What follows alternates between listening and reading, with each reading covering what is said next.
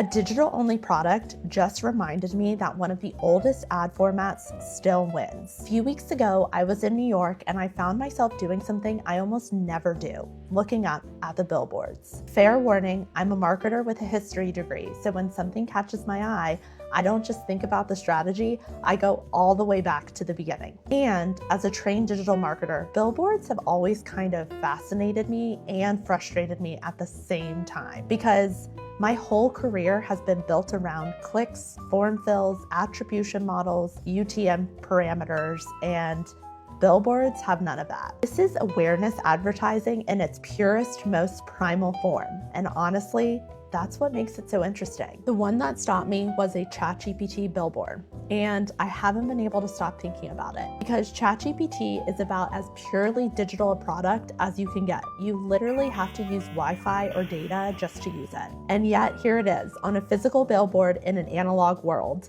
And the creative, it showed two people, I think kids, building something physical. And I'm assuming ChatGPT helped them get there somehow. There's something almost poetic about it, a digital-only product advertising on the oldest medium we have, showing people doing something with their hands. So I went down a rabbit hole and I got way more into the history of billboards than I expected. It starts in 1835 with giant circus posters, basically the OG billboard. By 1867, people were already renting billboard space. Then the car changed everything. When the Model T launched in 1908, suddenly millions of people were on highways, and advertisers realized there was a captive audience that literally couldn't look away. Irma Shave figured out something genius in 1925.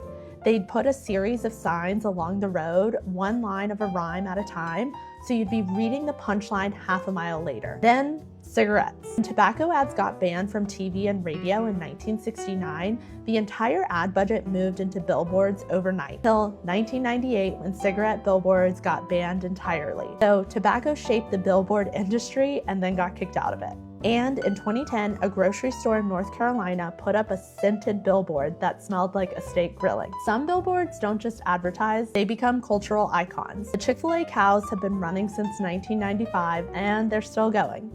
Those misspelled signs, eat more chicken, and regardless how you feel about Chick-fil-A, I personally have a lot of feelings about Chick-fil-A. I guarantee most people can picture those cows instantly. That's the power of a consistent, memorable, creative idea. The brand might be complicated, but the billboard, unforgettable. Here's what I didn't fully appreciate until I dug into this. Billboards work. Like, genuinely. Billboard ads generate up to 55% brand recall. Digital banner ads, only 21%. That's almost 3 times less. Nearly half of adults say they've searched for a brand online after seeing it on a billboard. And the ROI for every dollar spent, brands see about $6 back on average. And here's the attribution trick that evolved: location data. Advertisers can now ping mobile phones of people who have passed a billboard and track whether they've later visited a store, searched for a brand, or clicked on an ad.